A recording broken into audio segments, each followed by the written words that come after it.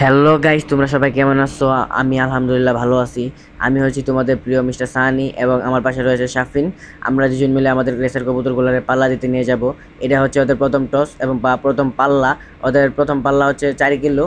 আর আমরা এখন ওদেরকে নিয়ে যাবো। আর আমার এই মাদিটার একটু সমস্যা হচ্ছে, ওর ফেদারগুলা কালার পাল্টাই গেছে। ওই কোথা থেকে জানি কালি মালি ভরে নিয়ে এসেছে এবং একবারে ওর দেখতে পুরো বাজে হয়ে গেছে। আর ওর পেটে একটু সমস্যা আছে, ওর পেটের পশমগুলো উঠে গেছে, তারা দেখাইতেছি। আর এই যে এইটা হচ্ছে ওর পেট। আর ওর পেটের পশমগুলো উঠে গেছে। ওর পেটের পশমগুলো বলতে আমি দেখছি যে ম্যাক্সিমাম ডিম বাচ্চা করা মাদি বা নর কবুতরগুলোর পেটের সমস্যা হয়, পশম উঠে যায়। কিন্তু ও ডিম বাচ্চা এখনো বয়স হয় নাই, ওর মাত্র এক মাস আছে। 1 মাস পরে প্রাপ্তবয়স্ক হয়ে যাবো। এখনই প্রাপ্তবয়স্ক, কিন্তু 1 মাস পরে আমার যেটা মনে হচ্ছে ওই ডিম বাচ্চা দিব। আর এখন ওদেরকে আমরা র্যাপিং করবো। র্যাপিং করার পর ওদেরকে আমরা পাল্লার উদ্দেশ্যে নিয়ে যাব। র্যাপিং করা ডান, এখন আমাদের কবুতরগুলো নিয়ে যাব। আমার কবুতরগুলো একটু কষ্ট পাইতেছে, আমি দেখেই বুঝতে পারতাছি যে কবুতরগুলো কষ্ট পাইতেছে, কিন্তু কিছু করার নাই, এভাবে নিতে হবে আমাদের। গাড়িতে ওঠার আগ পর্যন্ত ওদেরকে এভাবে নিয়ে যাব আমি। আর এইটা হচ্ছে আমাদের এলাকা। আর আমরা এখন অটোতে করে যাচ্ছি। আর আমি এবং আমার ভাগ্নে দুইজনই অনেক বেশি এক্সাইটেড। আমরা এই প্রথম পাল্লা দিতে যাচ্ছি। এই যে দেখুন আমার ভাগ্নে কত খুশি, ইয়ো ইয়ো অনেক মজা লাগতেছে। তো যাই আমরা। এখানে আমরা অনেক খুশি হলেও আমাদের কবুতরগুলো অনেক ভয় পাইতেছে। আর এই যে দেখুন স্পিড ব্রেকার, ওদের এই ঝাঁকুনিতে ওরা অনেক কষ্ট পাইতেছে। আমাদের ভালো লাগতেছে, কিন্তু আমাদের কবুতরটা অনেক কষ্ট পাইতেছে। এই যে দেখুন স্পিড ব্রেকারে কি বড় বড় ঝাঁকি খাইতেছে, সামনে তো আরো ঝাঁকি আছেই।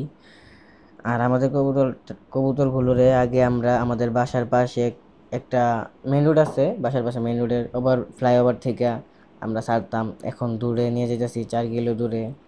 এই প্রথম ওরা যাচ্ছে 4 কিলোতে। আর অন্য সময় আমরা আমাদের বাসার পাশেই ফ্লাইওভার ছিল, ফ্লাইওভার থেকে ছাড়তাম। আমরা এখন আমাদের এলাকা থেকে বের হয়েছি। এই রিক্সা এখন পাল্টাবো আর সামনে আরেকটা অটো নেব। আমরা এখন রিক্সা থেকে নেমে গেছি, এখন ওই পার গিয়ে আরেকটা রিক্সা নিব। আর এই যে আমার ভাগনা, ও কবুতর নিল। এই যে গাড়ি ঘোড়া আসতেছে চারপাশ থেকে। আমরা এখন রাস্তার ওই পারে এসে নতুন একটা অটো নিলাম। আর আমাদের এই কবুতরগুলা দেখে রিক্সাওয়ালা মামা বারবার জিগাইতেছিল, এগুলো কি বিক্রি করবা না কি করমু? আমি বলছি না, এগুলো দূর থেকে ছাড়মু, আমাদের বাসায় আবার ব্যাক করবে, না হলে ওরা বুঝবে না। আর আমরা এখন রিক্সাওয়ালা মামারে বলছি, মামা এখন রিক্সাটা একটু টান দেন, দেরি হয়ে যাইতেছে, সন্ধ্যা হয়ে যাবে একটু পর, পরে আর রিক্সা মানে পরে আর কবুতর ছাড়তে পারবো না, তাড়াতাড়ি টান দেন, জায়গা তাড়াতাড়ি ছাইরা দিব। পরে মামা রিক্সা টান দিছে আর আমরা চলতেছি।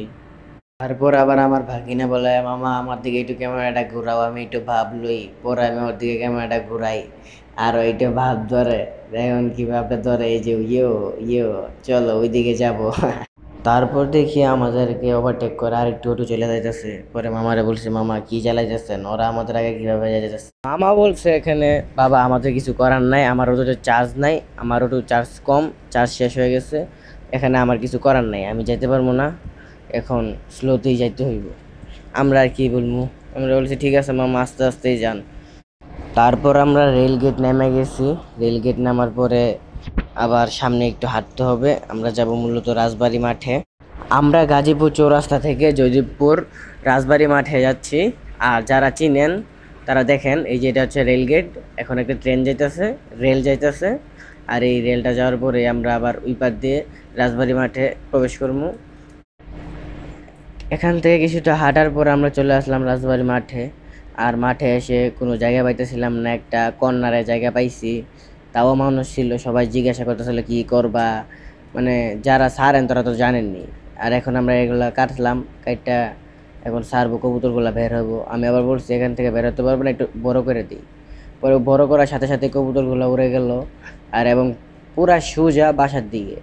আমি ভাবছিলাম ওরা 5-10 মিনিটের ভিতরে বাসায় পৌঁছে যাবে, কিন্তু তারা পৌঁছাইছে একদম সন্ধ্যার সময় অন্ধকারে। তারপর আমরা কিছুক্ষণ বসে আবার চলে যাই বাসার উদ্দেশ্যে। আর যারা যদিপুর থাকেন রেলগেটে, ওইদিকে রেলগেটের ওইদিকে থাকেন, তারা জানেন যদিপুরের রেলগেটে কি জ্যাম। এই যে এখান থেকে শুরু করে একদম লাস্ট মাথা পর্যন্ত জ্যাম। আর আমরা এদিক দিয়ে যাব না, যে জ্যাম, আমরা যাবো ওই দিক দিয়ে। এদিক দিয়েই ভালো হয় আমাদের জন্য, কারণ পিছন দিয়ে জ্যাম, আমরা এদিক দিয়ে শর্টকাট দিয়ে যাবো। হাইটা আসার সুবিধা এটাই।